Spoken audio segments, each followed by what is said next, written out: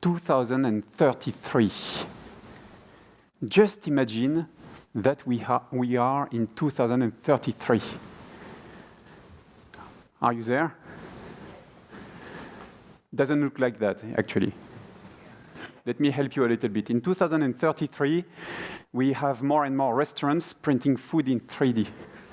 And I can tell you that for a French guy, it's a little bit difficult to admit. In 2033, we have autonomous cars everywhere. In 2033, 80% of the medical acts are automatized.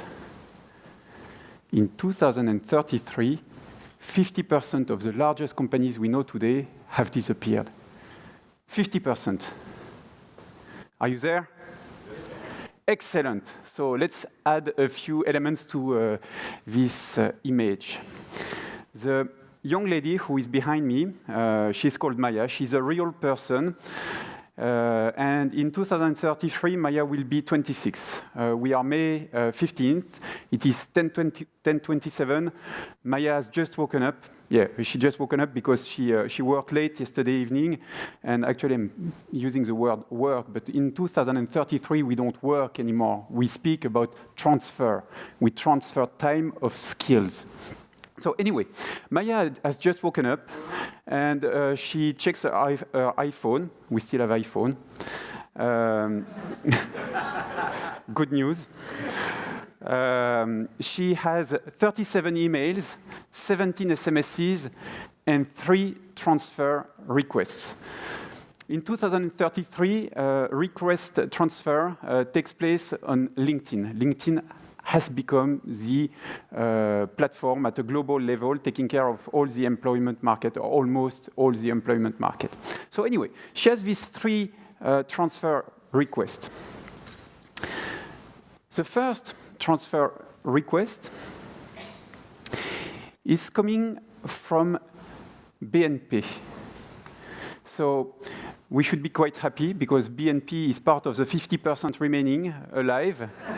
I think there are a few people from BNP here. So this is the first news. So anyway, the first request transfer is coming from BNP, and BNP needs Maya to facilitate a workshop for the afternoon. Maya thinks a little bit about this question, and she thinks that actually her twin sister, Iselin, would be more appropriate to facilitate this workshop. So she decided to forward this request transfer. The second request transfer is coming from a young lady, a Sahrawi young lady, for a social entrepreneurship project. For some reason, the Western Sahara has become independent before 2033, and in this context, part of the country has to be built or rebuilt. And Maya loves volunteering for this kind of project, so she decides to accept this transfer request. She slides her finger on the touch screen and to accept this transfer request, and she will take care of that in the coming days. The third request transfer is coming from a startup called Island. And Island has just raised a fair amount of bitcoins because, people have been using bitcoins for several years now. In 2033, it has replaced most currencies. Anyway, Island needs Maya, and in particular, her skills in strategic marketing for the launch of their new product. Maya think about it. She thinks that she has taken care of a very similar project 6 months before that, and she thinks that it would probably take her something like 2 weeks, and for that she would be paid 25 bitcoins, which is a nice amount of money. So she decides to accept this transfer request. Once again, she slides on the touch screen, slide to accept transfer. And after this action, after the slide, the digital platform, LinkedIn, is taking care of everything. The contract is automatically established. Maya's bank account will be automatically credited in such a way that she can focus on what really matters. She can focus on transferring her knowledge, her know-how, her skills. The important thing is work. She can focus on work. The user experience is extremely simple. There is no complexity, no bureaucracy. Very simple for Maya and for our client. In 2033, we don't work anymore, we transfer. So, why am I telling you this story? It's a real story. Back in 2008, I was a researcher at École Polytechnique in Paris. And in 2008, I created a startup called Presence, and we have a platform. We have around 6 million experts in the world, and we engage on-demand experts for our clients who are large industrial groups. So at this point, I started getting very interested and even passionate about new ways of working, new types of organization, new types of companies. So this was a little bit the starting point of this reflection. Then, a few years after, it was in 2013, September 2013, I was participating to a workshop with some mostly academic people, but also a few companies. It was in Corsica, in France. So late summer, it was. We had a beautiful weather. We were all in shorts and stuff, and we were discussing about the notion of enterprise, the notion of company, entreprise in French, during the course of this conversation, I realized that the direction that we were taking in terms of organization of work was actually quite similar to the way work was organized before the first industrial revolution. So, before getting into this, let me tell you why I think that we are going towards this notion, this concept of transfer. So, of course, it's not going to be called transfer. It's a word that I made up for the occasion. But this is a concept which is interesting for us today. If we look at 2016, there are a number of trends that are already visible, and these trends are converging. And if we extend them in the future, we see the direction that we are taking at the moment. The first trend, I actually described it in a book that I published last year, concerns companies. Over the last 15 years, there has been massive disruptions, shaking large companies, completely reconfiguring the value chains, etc., etc. And in this context of a very quickly changing world, there is a question that all companies are asking themselves at the moment, irrespective of the size or irrespective of the industrial sector. And this question is, how can I get the agility of a startup even if I have 10,000 or 100,000 collaborators? This is really the question. And the answer is a new type of organization, a new type of company that is appearing at the moment. Companies which are more decentralized, more open, more project-oriented, with projects which federate or marshal together at the same time talents from inside the company, but also from outside of the company. So this is the first trend, a new form of company. The second trend, I guess you know it as well as me, concerns the slashers. Are there any people who are below 26 or 25 in the room? Raise your hand. Okay, so the slashers are these guys. For them, work has already changed. There is not only work in life, they want to enjoy work, they want to enjoy life, they have several strings to their bow, they stay less and less time in the same companies, they sell themselves to several organizations at the same time, and for them, work has already changed, and what they want is flexibility. So this was the second trend. It concerns talents. The third trend concerns all these digital platforms that are positioning themselves along the value chain of HR. And so, for example, what we do at our very small level in a very particular niche, but also very big players, for example, LinkedIn, that I mentioned before, professional social network, And if you look at LinkedIn, for example, I think it's a very good example, because if you look at their recent developments or recent acquisition, we see perfectly the strategy which is being implemented. Everything is put in place to know more and more the people, the talents, not only how they describe themselves, but also through what you publish, etc., etc. So what you think, what you know. So they do everything to know people more and more, and everything to know companies, and in particular with respect to their HR needs. And at some point in the relatively close future, we will have some, let's say, artificial intelligence will be able to match on demand company needs in terms of talents with talents. So if you take these three trends, the flexibility from the slashers, the agility from the companies, and these digital platforms connecting the two worlds, you extend these three converging trends and to, let's say, 15 years, we arrive to this concept of transfer. So in 2033, we don't work, we transfer.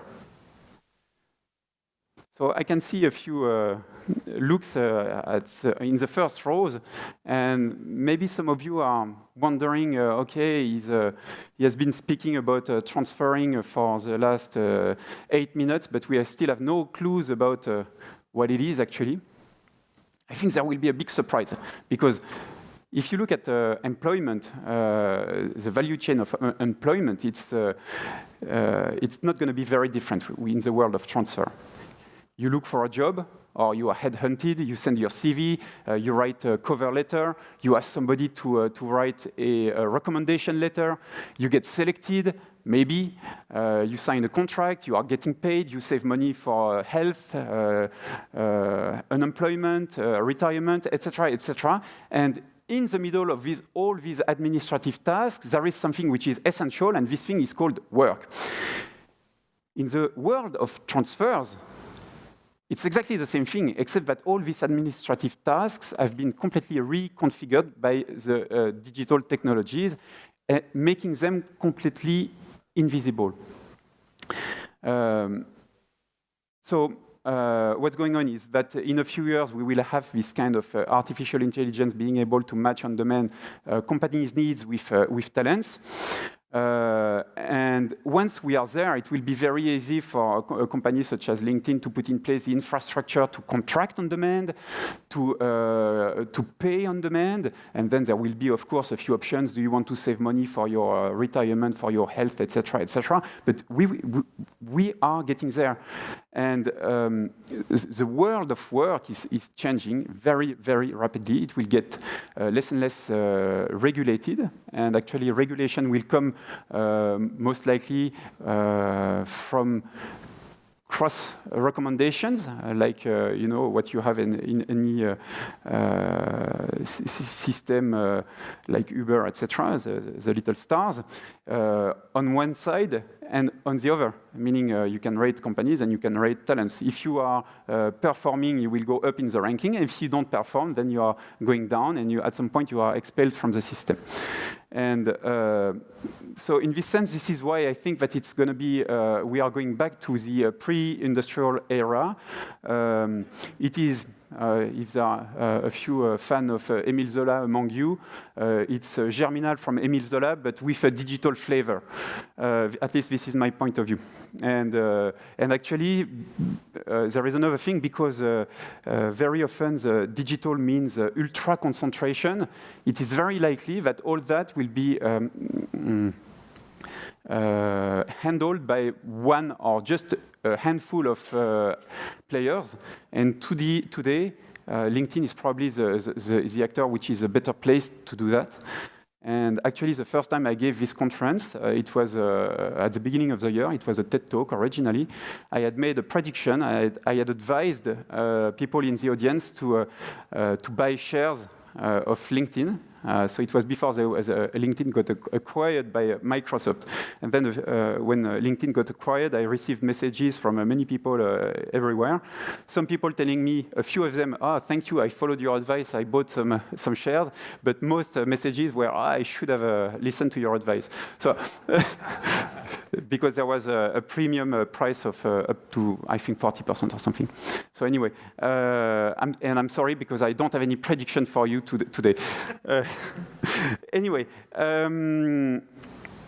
so we are in 2033. Our three trends have converged. We have invented a new type of organization, a new type of companies, which are a lot more robust, a lot more agile. They are project-oriented. They engage slashers on demand for their projects. Slashers are very happy because they have taken control of their life, of their work. They are much happier than the previous generations, than their parents. Everything is for the best in the best world ever. Well, almost, because as in any revolution, some have been left behind. And actually, if we look, there are a number of reports out there which tell us that if we look at the highest remuneration, they will grow more than 10 times faster than the lowest remuneration. So what does it mean? It means that the difference between the poorest and the richest will get bigger and bigger, and it will go faster and faster. But you know, that's life. That's Darwin. It's the way it is. Back in 2016, let me introduce you to Maya and Iselin. I told you that they were real people, and actually Maya and Iselin are my twin daughters, and they are 9 today, and of course they don't transfer yet, but we can be sure that in the future, work is going to be very different for them. And in 2033, they will transfer, and they will be happy. Well, they will be happy if they are part of the 10% for whom the revolution was actually positive. But what will happen if they are in the 90% remaining, in the majority, in the vast majority? Is it this world that I want for my kids? Is it this world that you want for your kids? A world in which work is really good for the 10% of the active population. A world in which 90%, the 90% remaining are actually commodities for which the competition will be extremely difficult. A world in which innovation has not been synonymous of progress. It's an invitation to think. Thank you.